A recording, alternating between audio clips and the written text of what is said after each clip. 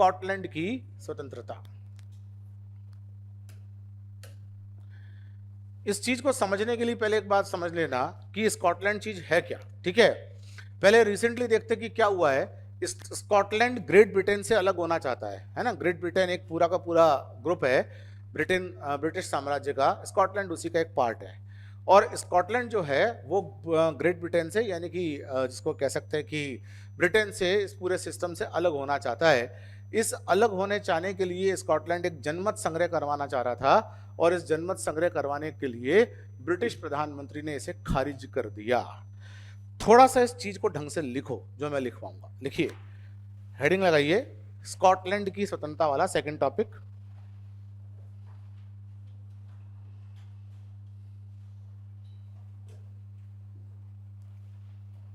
Copy pen लाते हो ना आजकल? मैंने देखा कि सर वो रवायत दफन हो चुकी है।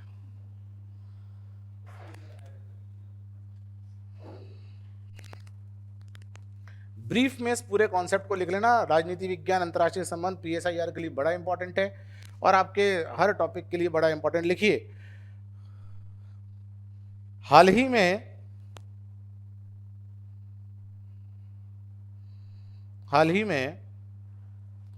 ब्रिटिश प्रधानमंत्री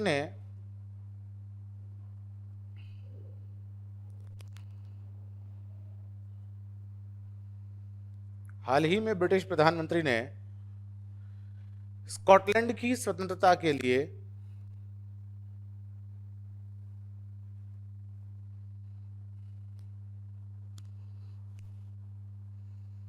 जनमत संग्रह कराने के प्रस्ताव को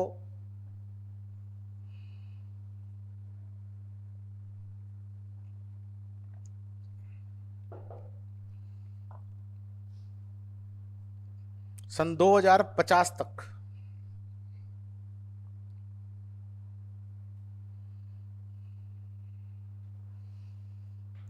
खारिज कर दिया है।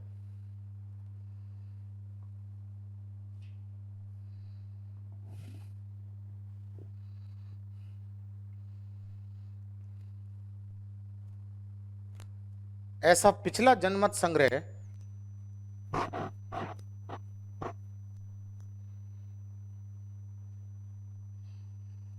सन 2014 में हुआ था।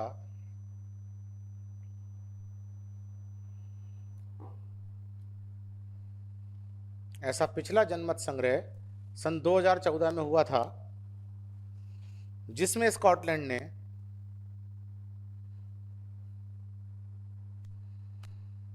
ब्रिटेन के साथ ही रहने का निश्चय किया था।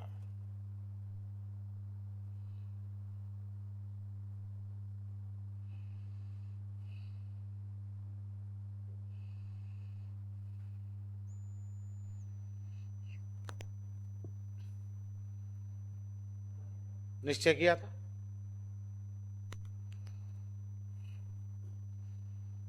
लिखिए, पृष्ठभूमि, बैकग्राउंड या पृष्ठभूमि।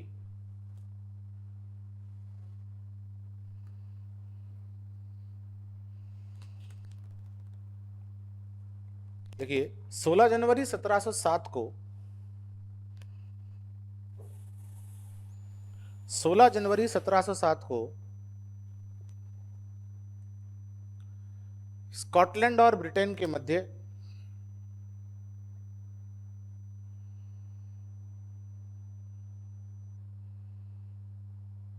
एक समझौता हुआ,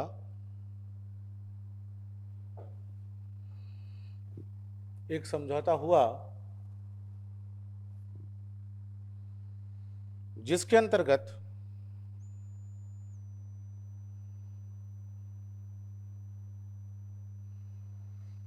स्कॉटलैंड और इंग्लैंड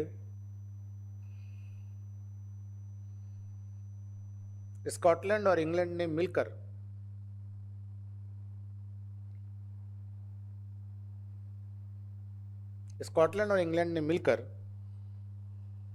एक नया संघ या एक नया देश, संघ मत लिखना, एक नया देश, United kingdom of Britain, UK, United kingdom of Britain का गठन किया?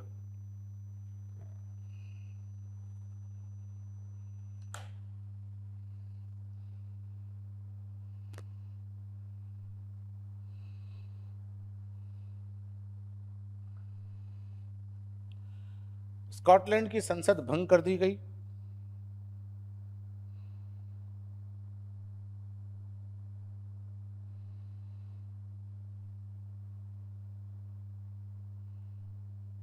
और एक संसद लंदन में स्थापित कर दी गई, निर्मित कर दी गई।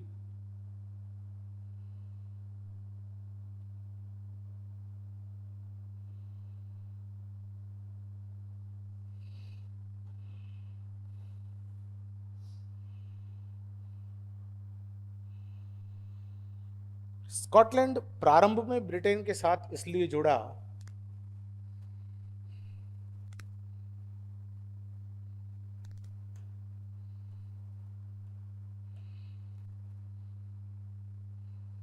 स्कॉटलैंड प्रारंभ में ब्रिटेन के साथ इसलिए जुड़ा क्योंकि उसे अपनी आर्थिक कमजोरियों का अनुमान था।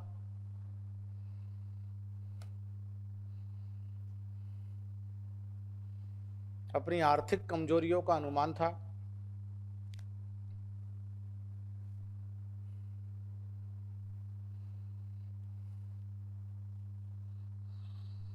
और वे ब्रिटेन की छत्र छाया में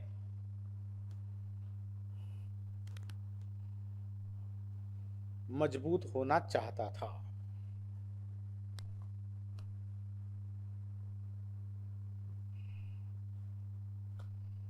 ठीक है,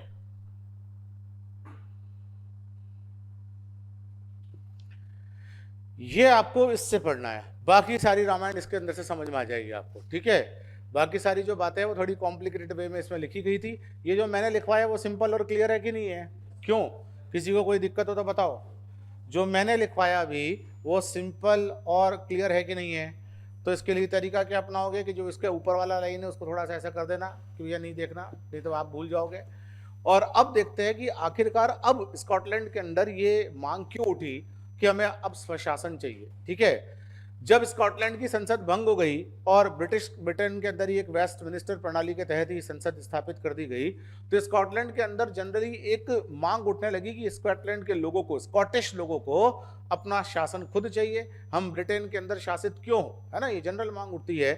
ये मांग जब बढ़ती गई तो 1979 और 1997 में 2 जनमत संग्रह हुए। जनमत संग्रह का मतलब लोगों से पूछा गया, है ना, रेफरेंडम जिसको बोलते हैं, वो हुए, जनमत संग्रह हुए। कब कब हुए? 1979 में और 1997 में। बीच का रास्ता निकाला गया और वो बीच का रास्ता ये था कि 1999 में स्कॉटलैंड की एक न्यागत, है ना, न्यागत संसद का गठन हुआ। मतलब स्कॉटलैंड के लिए भी एक संसद बना दी गई और उसको कुछ मुद्दे दे दिए गए। कौन कौन से? स्वास्थ्य, परिवहन, शिक्षा आदि, जैसे दिल्ली की विधानसभा है ना। ठीक है, यही वही मुद्दे हैं दिल्ली वाले के पास, स्वास्थ्य, परिवहन, शिक्षा आदि। ठीक है, और कुछ मुद्दों को आरक्षित कर दिया गया। आरक्षित का मतलब रिजर्व्ड, वो कौन तय करेगा? ब्रिटिश पार्लियामेंट, और वो करेगी रक्षा, विदेश, व्यापार, अप्रवास यानी कि माइग्रेशन, और मुद्रा, करेंसी। सीन समझ गए?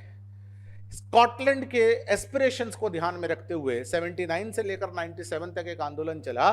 जनमत संग्रह हुए कि भैया हमको ब्रिटेन के साथ रहना है कि नहीं रहना है। दोनों बार वो ब्रिटेन के साथ रहने को तैयार हुआ, और ऐसा लास्ट जनमत संग्रह कब हुआ? 2014 में। और करवाना चाह रहे थे, जिसको बोरिस येल्सिन ने कहा भैया आप छोड़ दो, 2050 तक मत कराओ, हर 5-5 साल बाद आके कहते हो जनमत संग्रह करा दो। ठीक है ना, तो जनमत संग्रह 79 में हुआ, 97 में हुआ।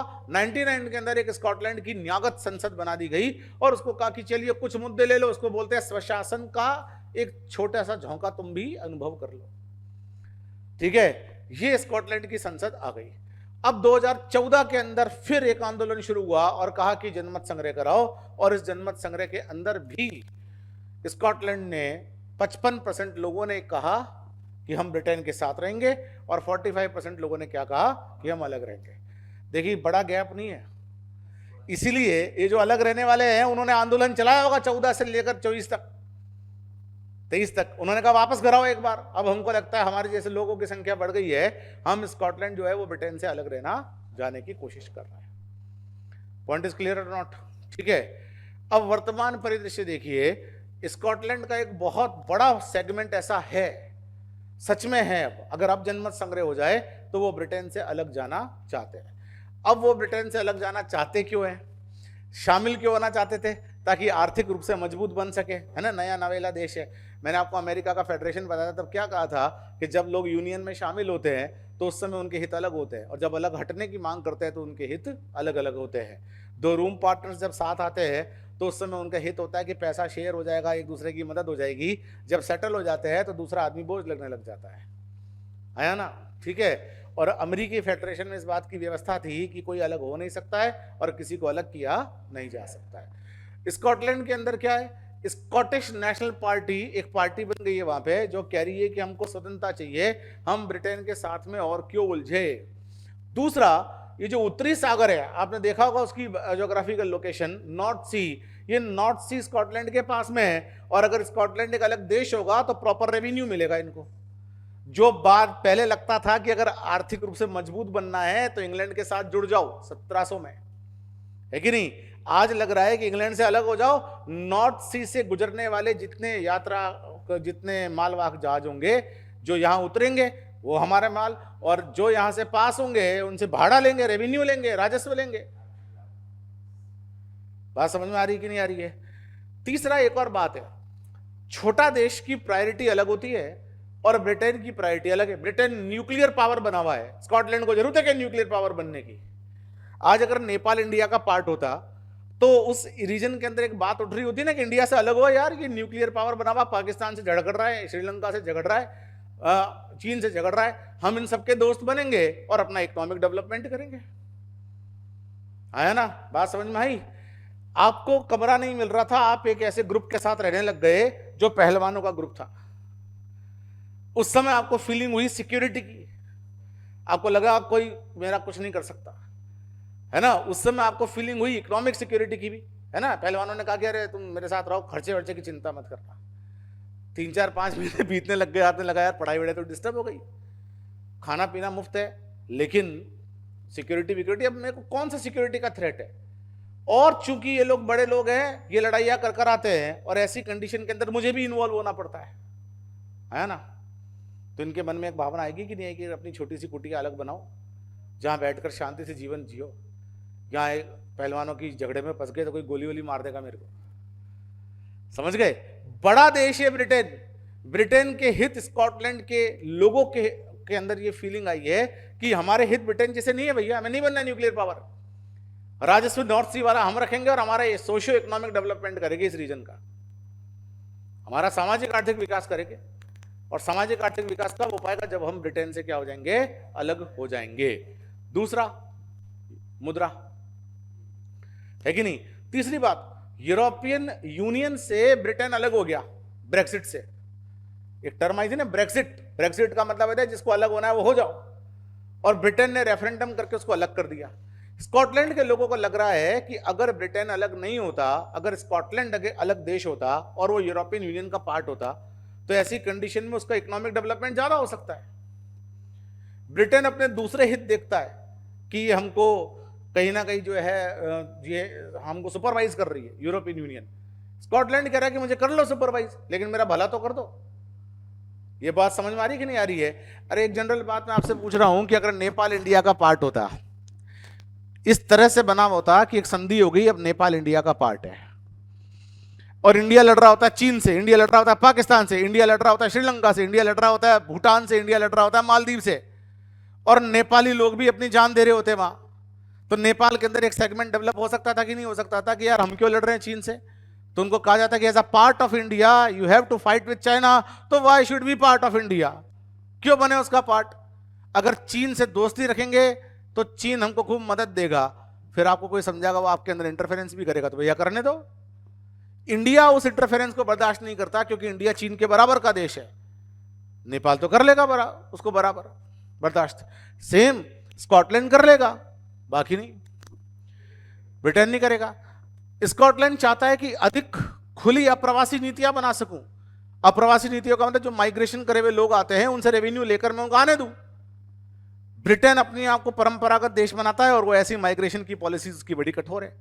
इसलिए स्कॉटलैंड कहता है कि भैया हमको अलग कर दो, तुम्हारी नीतियां, तुम्हारे हित हमारे हित से टकरा रहे हैं।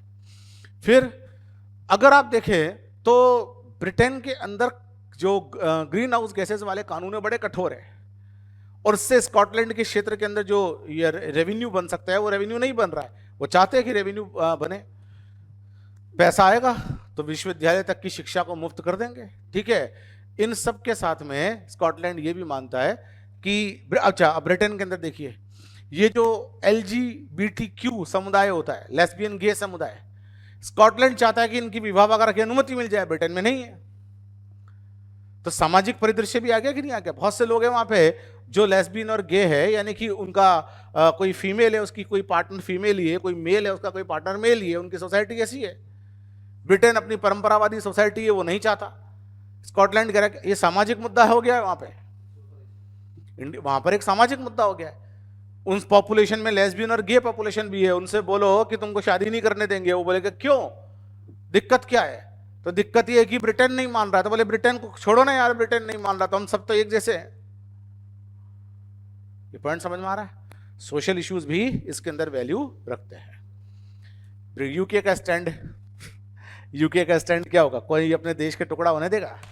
यूके का स्टैंड ये है कि अगर स्कॉटलैंड हमारे साथ में रहेगा तो ये ज़्यादा तरक्की कर सकता है, स्कॉटलैंड हमारे साथ में रहेगा तो प्रॉपर तरीके से काम कर सकता है। लेकिन ओरिजिनल बात यह है कि स्कॉटलैंड में एक बहुत बड़ा ग्रुप ऐसा बन गया है, 2014 में 45% था, और अगर आज जनमत संग्रह हो जाता तो वो यूके से अलग हो जाता। ऐसी कंडीशन के अंदर स्कॉटलैंड का एक रेफरेंडम का जो प्रोसेस है वो भी इनिशिएट हो सकता है। स्कॉटलैंड वाला कॉन्सेप्ट समझ में आ गया सर? ये टॉपिक समझ में आया ना?